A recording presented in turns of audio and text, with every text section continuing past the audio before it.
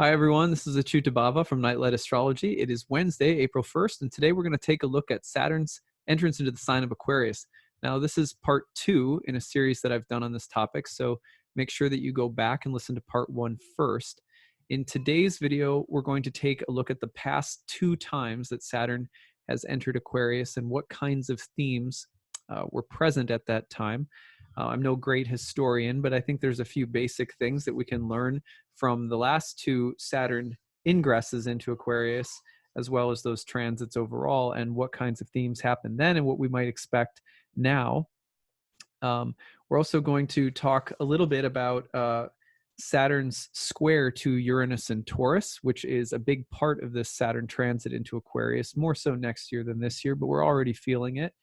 We're going to foreshadow Pluto entering Aquarius because Saturn's movement through Aquarius is happening right at the end of Pluto's culmination in Capricorn, and then Pluto will follow Saturn right into Aquarius. We're going to talk a little bit about that. And then finally, we're going to talk about Jupiter and Saturn's conjunction in Aquarius, which is happening at the end of this year. Now, Pluto in Aquarius, Jupiter and Saturn in Aquarius, Saturn square Uranus, these are things I'll be doing multiple videos on as the actual transits approach and get a little bit clearer to us. So those are a ways off, some of them. So a lot of what I want to do at the start is just give you a sense of what happened during the last couple of Saturn and Aquarius periods and how those themes may repeat now.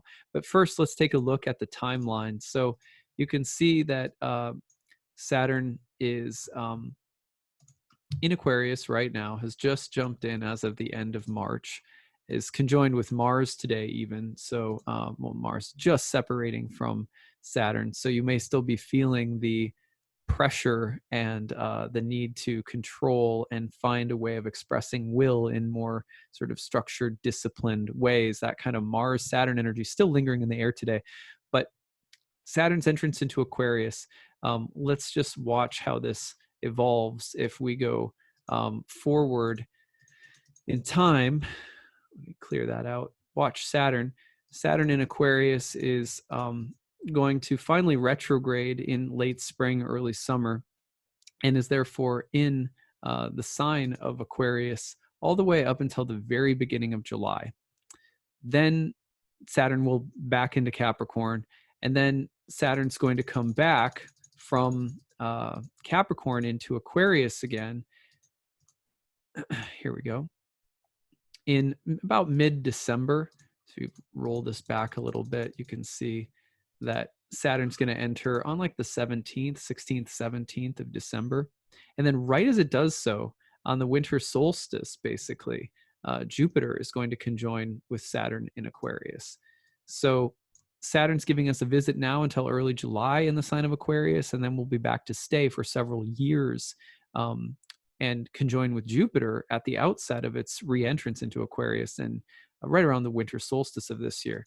Now, then what we have to look forward to are, let me just actually, I'm going to eliminate everything but Saturn from the view, so it's a little easier for you to follow with your eyes here. So you can see Saturn here, and we're just advancing into 2021, and then we're going to watch as we're in 2022, and Saturn's going to retrograde again, and then we go forward, and finally you're going to see a dip into Pisces by the spring of 2023. So, you know, we're getting a little preview now until July, backs off, comes back about the winter solstice of this year, and then is with us until the spring of 2023 when it finally enters Pisces, starts transitioning into the water sign of Pisces. So that's what we have to look forward to. Now, again, in part 1, I really talked at length about Saturn in Aquarius. I talked about Ganymede and the the chosen youth, the idyllic youth that Zeus abducts, that serves as the water pourer to the gods, or to Zeus in particular, and this idea of that which is both promising and alienating, that which is both progressive but also maybe dissociated in some ways. We've joked saying Aquarians love humanity but hate people. You know, it's just obviously a joke, but there is something true about this cliche when it comes to Aquarius and the relationship of Aquarius to Saturn, its planetary host traditionally. Remember that Saturn sits at the gateway between the visible and the invisible, between the world of the known and therefore the mundane and the status quo and the existing structures that we are familiar with, and that which lies beyond them. And Saturn was not a planet that was only limited to those things that were considered part of the status quo. Saturn also implied the duality or polarization between the known and the unknown, between tradition, status quo, and revolution. Before we had planets like Uranus and Neptune and Pluto, Saturn was in many ways a placeholder between the status quo and everything that opposed it or was outside of it. And Aquarius is the sign that really highlights the tension between the existing status quo and the desire for that which is idyllic, pure, rooted in a future ideal that is of yet to be realized, that is yet to be realized. This is why Ganymede, the water bearer, the young man that's abducted, is sort of this idyllic picture of youthful potential. And yet that youthful ideal of potential, select as it is taken away from the rest of the world. And although he's with the gods, he's separate from his own kind. So there's an alienation factor at play in the story of Aquarius always. And you can also see this dichotomy in terms of Saturn and Aquarius, which can represent the desire to maintain the status quo at all costs and to resist, reject, or fight against anything that resembles progress or something that is outside of the norm. Actually, not many people understand this, but Saturn is a planet that's related to popularity. People don't think of Saturn as very popular, but anything that represents the status quo, including all of the things that are very popular, sort of mainstays, of culture and so forth, would also be in some ways Saturnine. So popular culture is oftentimes related to Saturn. And yet the tension between what's popular and widely accepted and what is trending, fashionable, new, progressive, pushing the boundaries or barriers of the status quo, and the ironic dance between the two. To explain, when I was in, I don't know, I think it was junior high, I guess it was in the early 90s for me. I was in junior high. And I remember kids at school when the grunge music scene became popular. By the way, this was the last time that Saturn was in Aquarius. The kids everyone was wearing beat up, raggedy clothing, going to thrift stores, like this. But everyone was doing it specifically to fit in, and to be like, alternative became cool. You know what I mean? And it really bothered me. I was like, you know what? Wait a second. So we're all now trying to be popular and known and liked for doing something that is progressive and alternative. And so there's a weird way in which Aquarius can't get rid of the double standard of being both progressive but dying to be popular, of being edgy but also wanting to be mainstream. And this is found in revolutionary movements all the time. Take it a little to another extreme notch up above that, and you get the revolutionary who becomes the new tyrant. People grow tired of revolution because of this. People grow tired of revolution because unfortunately sometimes, because they sense or feel that there is a kind of double standard built into the obsession with progress, that one, in wanting to reject the power structures of the world, is ironically sometimes just wanting to redefine the power structures in one's favor. Well, I don't fit in, so let me create a new category so that not only do I now fit in, but everyone that was popular that I couldn't fit in with is now the marginalized group. So in this way, Aquarius, I have to excuse me, I'm still getting over a cold. So Aquarius will often be about the battle between insiders and outsiders in terms of power. And that's potentially dangerous because we can present ourselves like, wolves in sheep's clothing. Very Aquarius can be very agape. I have the bright image for the future. I have something really ideal, lofty, noble, progressive, youthful, and really appealing and popular. But oftentimes, you know, the intention is really what matters, right? And this is something to be very aware of with Saturn and Aquarius over the next couple of years. If our intention in doing something progressive, being a part of something progressive, is actually a power grab, it's actually coming from resentment of those who are in power and a desire to take power and to marginalize someone else as almost like an act of revenge or turning the tables on someone. That loops us into a cycle of power struggle endlessly. So, progress, what does progress look like when it is free of power struggle? What does progress look like when it is free of revenge and bitterness, envy, jealousy? Because those things can underlie the desire for progress. Oh, you think you're so cool? Because I remember, when I was in junior high, it was all of a sudden, I remember it was very distinct. In the early 90s and the grunge, everything started coming in like that. It was very distinct. Where there was suddenly this power struggle between alternative people and preppy people, right? And I didn't really, I was a preacher's kid, so I was in a weird kind of a weird category of my own. I'm sure there's lots of people who are, who are like this, weren't necessarily preacher's kids, but I had to sort of be friends with everyone because of what my dad did for a living and because of the role my family played sort of publicly. And there was a pressure to be that way, and so I had an interesting kind of perspective, I guess. And I think other people had it too, though, which was like, this is just a power struggle. This is just a competition of popularity. Um, one group is just trying to assert being popular at the cost of another. Now, that's not to say that there weren't actually interesting countercultural, sort of progressive things happening that were truly unique and weren't rooted in just some kind of popularity struggle. But that was there too. You know what I mean? And that's the funny thing that happens in the wake of revolution. A revolutionary person or idea comes forward. And while it may be revolutionary on one level, on another level, many people will capitalize on it as a way to try to uh, enhance their personal power over others that they have felt slighted by. And these are the interesting, subtle dynamics of Saturn and Aquarius. And let's go back in time now to talk about some of the interesting phenomenon that happened in the last two previous Saturn and Aquarius periods. First one was roughly 91 to 1994.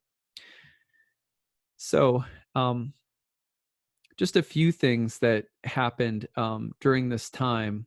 One of them, obviously, being proliferation of like alternative music and alternative rock and grunge rock, and a lot of other developments in music that were in the history of music very significant, and also, as often they are, led by youth with a progressive, rebellious, defiant, forward-looking kind of theme, as well as disdain for the status quo, alternative, right? Also, the World Wide Web, the WWW, the World Wide Web became publicly available in 1991, just as Saturn had ingressed into Aquarius. So you have, and there were some other really important developments in Windows technology that were being developed. You also had things like the Mall of America being built in Minnesota, where I lived growing up. So there were these kind of like public, interconnected, global, progressive visions of humanity, right? Through technology, through the World Wide Web, the biggest shopping mall ever, you know. So these kinds of things. And it was kind of, it's very progressive and forward thinking and all of that. And often technological. Aquarius is, of course, an air sign, which often has to do with technology and greater social connections. The first paper that was written about the Y2K scare came about during this time. The first kind of popular Y2K, um, anxiety was coming about. You have some, not only grunge rock, but like Dr. Dre released the album Chronic, I think it was called, or The Chronic. And that was, one of the, that was like the, whatever you want to say, the dam was starting to break open in terms of the flood of youthful hip hop, R&B, rap music. That was, all of that was, Dr. Dre's album was hugely important in that regard. Historically, it's viewed that way. Also, you have images, like tragic images of youth, from Kurt Cobain and Nirvana, to also like Freddie Mercury dying of AIDS and the widespread AIDS epidemic, or HIV. Magic Johnson, player for the Lakers, announced that he had HIV. So you have more of, and of course this was a Ganymedes, in some ways the image of Ganymedes, who is associated also with Zeus as a homosexual lover, and this way in which homosexual men especially became sort of severely treated with severe disregard, and then more widespread awareness of HIV. The HIV AIDS epidemic, so to speak, had been there since the early 80s, if I'm not mistaken, since like 81, when Saturn was in another air sign, which is Libra, Venus ruled sign. And in Aquarius, though, is definitely, someone was reminding me this on one of my chats the other day. I think it was Gradient C, if you're out there. Anyway, that, this is a widespread awareness of HIV. And please remind me, because I can never remember, is it, is AIDS the secondary, I can't remember the difference between HIV and AIDS. So if someone could remind me, that would be great. And I apologize for my ignorance on the topic, but more widespread awareness of AIDS during this time, if I have that correctly, if I have that down right. Also, Rodney King was brutally beaten during this time, and more public awareness came of police brutality, especially towards African-American individuals. Not that there was any shortage of that or at earlier points in history, but we weren't, it was a reminder that we were not that far removed from civil rights movement of the 60s, which actually was the peak of that was happening the last time that Saturn was in Aquarius. But it was, again, a moment of just the sort of widespread recognition of police brutality towards African Americans. And so you have these important, almost like humanitarian, like let's remember the good in all of us that come because of these really horrific events, and different forms of prejudice.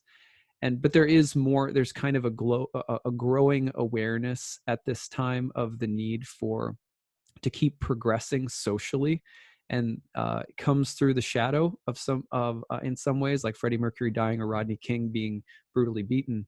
But there is some ways in which this period of time is generally increasing awareness of these kinds of things, and that's that Aquarian feeling of like social progress. Interestingly, Kevorkian, you remember the Dr. Kevorkian was barred by a Michigan court for assisting patient suicides. But this also gets into human rights and the right to a dignified death and questions about that. This was a big topic that came about. And very similarly, you often see during Saturn and Aquarius periods, these questions about human dignity and human rights and our divinity, our divine side, as well as the things in society that may strip us or take away our dignity or our basic rights. This plays out big time in the early 60s, again, which we'll go to in a moment. There was a recession that ended in the early 1990s. There was also the Cold War was ending. The USSR was dissolved. The Gulf War began, or Desert Storm. So there's also, Desert Storm is, supposedly this like liberation mission, right? But it's also wrapped up in oil. And so you also have this theme during Saturn and Aquarian periods of like Saturn and Aquarius periods of the facade or the cover of progress and revolution and advancement that's being sold in some ways as an opportunity to dupe people. And so you have to be really careful of that because, like I said, sometimes the image of of progress or counterculture or revolution is used as a power grab. And that's the Saturn and Aquarius phenomenon where, it's like, again, just to use the simple kind of stupid example, but like, oh, I'm alternative and that makes me powerful, compared to some other group. Similarly, anything revolutionary can be used in some ways as a cover for selfish interest that's still very much rooted in the kind of traditional structures of power and authority in the world. So that kind of tension between those two things is really felt. Now, if you want to go back to 1962 to 1964, you have another really interesting series of events. And so 1962 to 1964, something similar to the Mall of America happened. I know that most people are going to groan, but like Walmart opened. And of course, this became one of the most widespread, popular, hugely accessible sort of, shopping department stores. What do you call Walmart or Target? Is there a name for it? But that type of store obviously functions in a way that makes a lot of goods like in sort of in one place, accessible, sort of affordable. Of course, again, progress, but also using progress in some ways to reassert authority or power. And so something that looks really good, of course, Walmart has very kind of complicated history with the way that it treats its workers and so on and so forth. So Walmart, good for the people, but it's like, I don't know if you guys ever saw the show Mad Men. I don't really watch TV any longer, but when I was watching more, I went through a phase where I like to watch the long series. And I watched Mad Men, and I thought it was really interesting that, after he goes through everything, and if you haven't seen the spoiler alert, so you want to pause it if you're going to plan on watching Mad Men. But after he goes through everything, and he's really sort of liberated from commercial and consumerism. He kind of has a hippie awakening. Then the next scene is him as an ad marketing guy, imagining using hippie culture to sell Coca-Cola, right? So it's like, we can't help but take the revolution and make it into a new branding item. And that's a thing that happens during Saturn and Aquarius. For example, the Tiki Room opens at Disneyland, and audio animatronics are being used for the first time in this way. And of course, this is completely magical, fantasy. It's rooted in youth and imagination. It has that Ganymede quality to it. It's very revolutionary. But of course, it's also part of a huge industry that that's about to get going, right? It's the same kind of thing that you have to always watch for there. Of course, there are some really intense things happening around youth and progress and revolution, like Vietnam. Also, meet the Beatles. The Beatles are exploding in the early 60s. You have the magic. If you ever saw Mary Poppins, I've watched this with my girls. Like Mary Poppins, amazing advancement in technology and animation, of adding in animated elements into live action, I guess you would call it. This kind of thing is progressive, and these are things that are being developed and becoming more popular. It's very youthful. It's progressive technology. It's about a magical nanny and little kids, like that. So there's that promising, youthful, futuristic kind of energy. Of course, you also have, like I said, Vietnam, where the kids are being shipped off to war to liberate, right? But is it really? Same thing with the Gulf War. Is it really about liberation? These questions are very deep. On the other hand, you have things like the I Have a Dream speech, the peak of the civil rights movement with King and Malcolm X. You have the Cuban Missile Crisis. You have Kennedy assassinated. Huge things happening. Of course, Kennedy was youthful and was capturing the progressive spirit of the times, and yet the intense resistance to that progressive spirit and mood.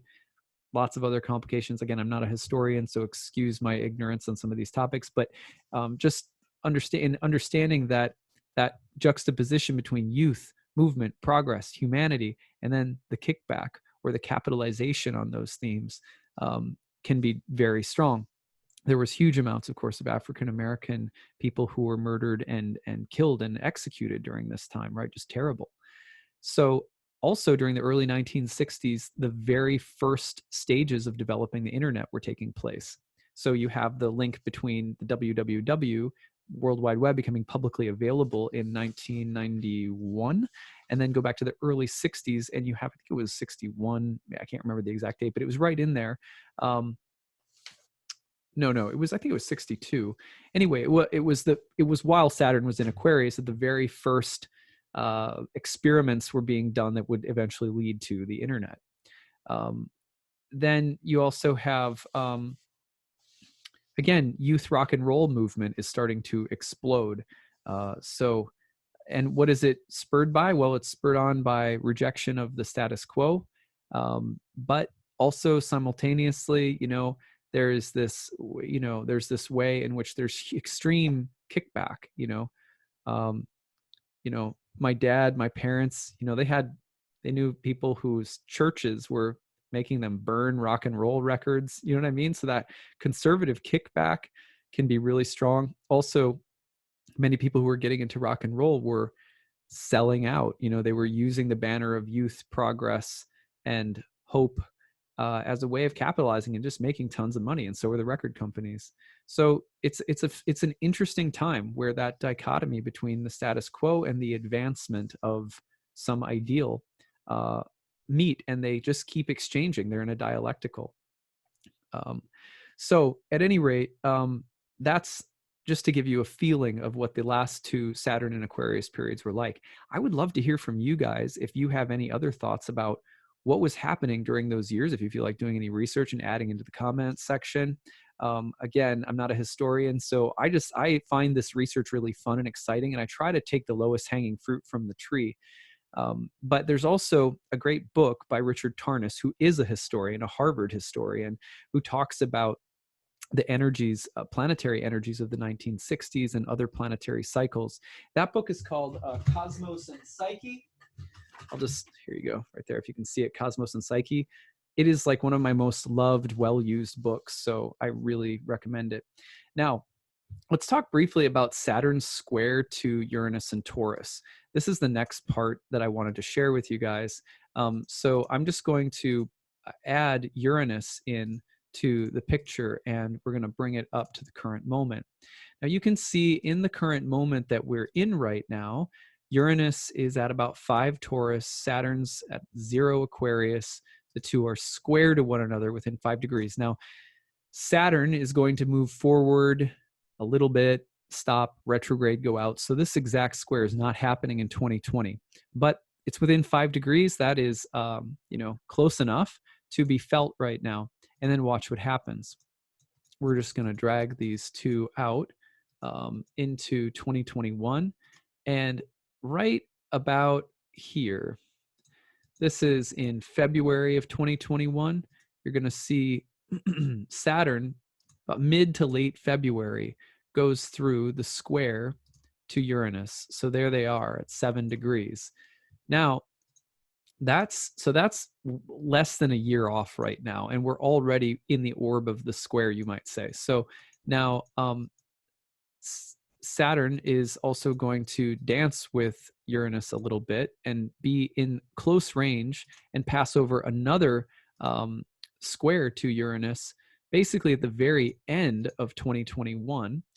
You can see that taking place right around the winter solstice of 2021. Saturn will then, go into later degrees of Aquarius and then retrograde again. And then they come into contact yet again. And this is by October of 2022. So you can see by the fall, let's just say, of 2022, there's Saturn and Uranus again. So we have several years of Saturn and Uranus going back and forth, back and forth. So what to expect from this period, the next couple of years? Well, the image that comes to my mind is one from alchemy. And maybe you're familiar with the word, it's an alchemical tool. It's called the alembic.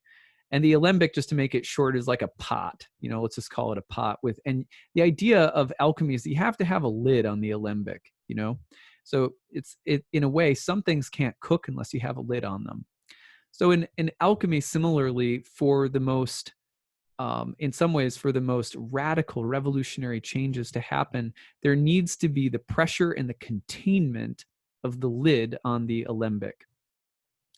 Now, this is a bit like Saturn and Uranus, because Saturn is going to be the structure, the containment, the refinement through enclosure, and Uranus is going to be the combustible, the radical, the revolutionary, the disruptive, that which challenges or defies the status quo or tradition or authority. But the two are working together. They are at cross purposes through a square in some ways. Squares are of the nature of Mars. And so there is a kind of conflict, combat, competition, power struggle between the more conservative, containing, defining forces of Saturn, and the more erratic, break contain energies of Uranus. And so we're going to be working through those energies for the next couple of years. Now, what does that mean exactly? Well, let's talk about some of the themes that you can anticipate. One is that anything that we want to do that's really progressive and radical is going to be continually held in check by Saturn. Is it grounded? Is it structured? Is it real? Is it integrated? Is it mature? Is it sober? Is it serious? Is it disciplined? Will it bear fruit? Is it practical? Is it productive? And Uranus, who is going to have lots of ideas, lots of breakthroughs, lots of new, exciting, erratic, innovative, outside the box desires, is going to have to answer to Saturn. It will keep being pulled and challenged by Saturn, which can lead, for example, to careful, deliberate, step-by-step, or as they say, incremental change. I know that that phrase is not very popular in politics right now, but thinking of it personally, at the very least, it could be very positive, where there's this sense of breakthrough followed by pullback, integrate, ground, and over like that. The other thing that we have to look for is the responsible or mature way of innovating or creating something new. There is some way in which we are trying to create a breakthrough, but let's say Saturn represents the status quo and what's popular or accepted. We're trying to create a breakthrough, but we also want to make sure that it's palatable. And so Saturn will hold Uranus in check and say, is it palatable? Will people get on board with this? Almost like, trying to lure the ox to the water. The ox needs to drink. So the progressive ideal here is getting that bull to drink or that ox to drink. But if you just yank and pull and say, come this way, and demand it, the bull just sits down, right? So in some ways, we have to coax and bring the bull toward the water, sort of gently. And I'm using the bull, obviously, because Uranus is the image of, Uranus is in Taurus, which is the image of the bull and the image of progress. But progress in Uranus is like that. Progress of Uranus and Taurus is like that, where there's this need, there's going to be more conservative, grounded, earthy, qualities that don't move as quickly as we would like them to move in general. With Saturn in the mix, it's even more potentially incremental. If we push against that and rail against that, we can break things, right? And we can break containers that are meant to be, that are there and that are necessary. I saw someone online yesterday that exhibited this quality already. They said, "This is it. This is the moment of revolution." And he said, this is the time where we could make the change, and it could happen right now. We could jump to the next paradigm, to the next level. All we have to do is everybody work at home. I was like, good idea, like nice spirit, but obviously that's crazy. Like, not everyone's going to work at home. Not everyone can work at home. Not all industries or jobs work from home. So, and I don't mean to be cynical and I don't sit back and judge people or whatever, but I was just flipping through, some things that are being posted in my Instagram feed. And I saw this and I just thought, that is so Saturn Uranus, where the potential for people to almost underestimate the need or necessity of Saturn to ground and integrate things, and for that more incremental, careful and cautious change. If you want to bring the bull to water, you have to know what the bull's tendency is. You have to know that the bull, the more you insist and demand on being this flaming image of progress, the more that the bull will be like, that's unrealistic. So it's like, how do you coax change? How do you bring it along? We have to have patience for that with Saturn and Uranus together, whether it's personal or societal or whatever. And I don't have the remedy or recipe. I'm just talking about the astrological energies of the moment. I know that people are going to say there's no time for that, right? There's no time for incremental change. Well, the answer to that from Saturn and Uranus's perspective is like, if you're trying to get, millions and millions of people onto, onto a life raft, whether you like it or not, it might take a little time. So, at any rate, that's neither here nor there. I'm just trying to illustrate the energies. So play with them in your own way as well.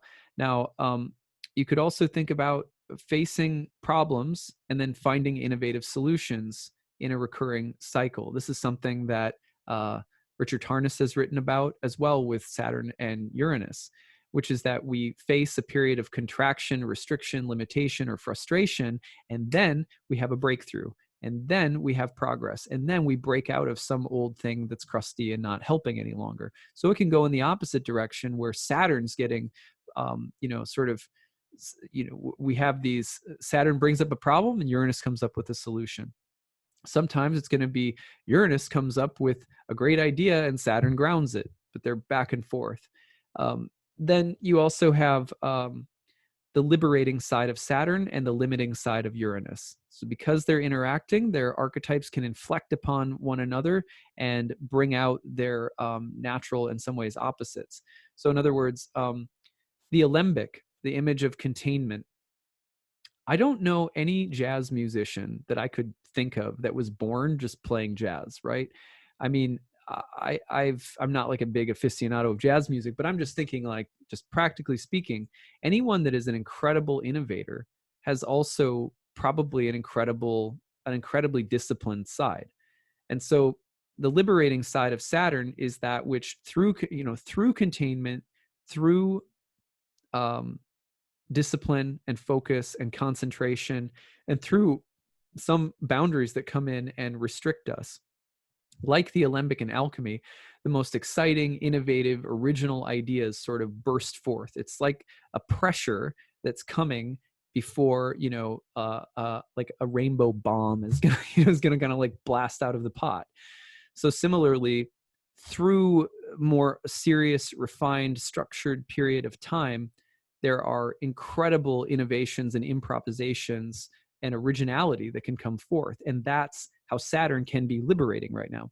On the other hand, Uranus can be ironically limiting. Even though Uranus is the planet of liberation, Uranus can be very limiting. For example, let's say that you have a great idea. You have the most progressive idea in the world, but you're a combative, self-righteous individual.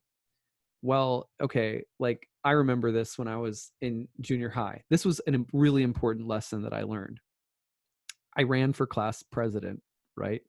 And I ran against this girl. And this girl was, in comparison to, like, when there was some kind of cool things that like kind of came along with this, right? Like being able to shape this was not just one class. This was like 3 or 4 homerooms, and we were, it's like president of the homeroom or whatever.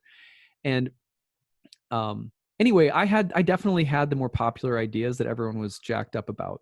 You know what I mean? Like, and this other girl was very, like, I would just say she was like a goody goody. That's the word we would have given to a person like this. And she ended up winning very barely. Like our teacher said the vote was super close. I remember she said maybe she was just doing that to make my feelings feel better. Maybe this girl just totally slaughtered me. I don't know. She said it was close. So at any rate, but this girl was the nicer person, right? She was kinder, she was gentler, she was smart, she was grounded, and for that reason, she appealed to more people, even though they were like, yeah, I like his ideas, because I was kind of like just that Promethean character who was like, anything less than this sucks. This is what we should be doing. This is why I'm going to be a great leader. And this is where we all need to go and whatever. And it was such a valuable lesson to me because I realized that, great ideas, if they're not met with a person who is also like kind and, I mean, I'm not an enemy of charisma, right? But like just tempering that charisma with a little bit of, modesty. That was the lesson that I learned. Anyway, it's kind of a stupid story, but that's the thing with Uranus too, is that Uranus can be ironically limiting. So there's a way in which the most progressive, the most idealistic, and the most forward thinking can become really dogmatic, really severe, really rigid, really self-righteous, and it turns people off. And they may choose something, for example, that they don't even really care that much about, or that they don't even really love, or that they're indifferent to. This is often what happens in politics, I think, in the world in general. You have a lot of progressive candidates that people are not turned off by their ideas as much as their personality. And then they choose a more moderate looking candidate against their own interests sometimes, purely because something about the energy or the tone of the person who is one of progress feels to them stifling. And at any rate, I'm not talking, I mean, right now in this era, that could be said for quote unquote, I mean, there's progressive candidates on the right and the left. People have different ideas about what progress means. So I'm certainly not pointing to, we use the word progressive, we often think especially of the left in American politics, but I'm actually talking about anyone that's that's bringing up some big idea, right, and not realizing the degree to which they may be very narrowly holding it or expressing it. So the limiting side of Uranus is something we all have to be careful for, whether it's in our jobs or our relationships or whatever.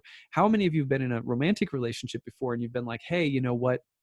I really want you to grow, and so you start pressing this agenda on your partner of like spiritual growth or something that you think they need to grow and get better at. And it's like, it's like kids with their parents. Like there's certain people in life that we just can't hear it from. I mean, like that's why you probably send your 15-year-old off to learn driving from someone else, So similarly, like some people, we're in close relationships with them and we're trying to get them to change. We're trying to get them on board with something like that. Oftentimes when the more zealous we become, the more we alienate the other person and the more we isolate and separate ourselves from the other person through our overzealousness. So there's a weird way in which Uranus can become like Saturn when they're in a square with one another, if that makes sense. So there's a kind of extremism built into either Saturn or Uranus, where Saturn can ironically become liberating and Uranus can ironically become stifling. Now, the other thing that can happen is that there can be where we have thought that something was really progressive, we become inherently limited by it. I'm going to open the coolest business in the world. We start it, it's really cool. Immediately we realize it's a ton of work and we feel immediately limited by it. Or we could go on to the other side and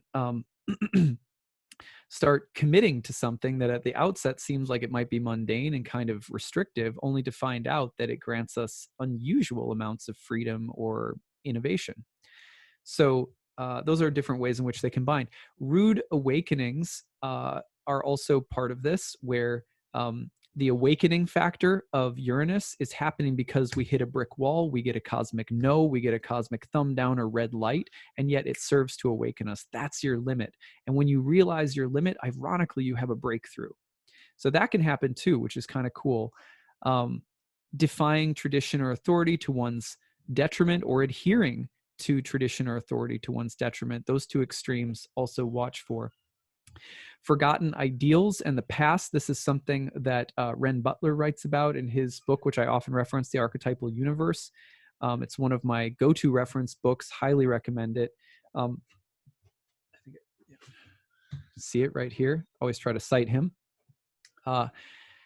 So in defying or in forgotten ideals, one of the reasons that we have forgotten ideals is that Saturn is the ruler of the golden age, that forgotten long ago time when everything was ideal and perfect. And so idealism can run toward the future or also toward the past.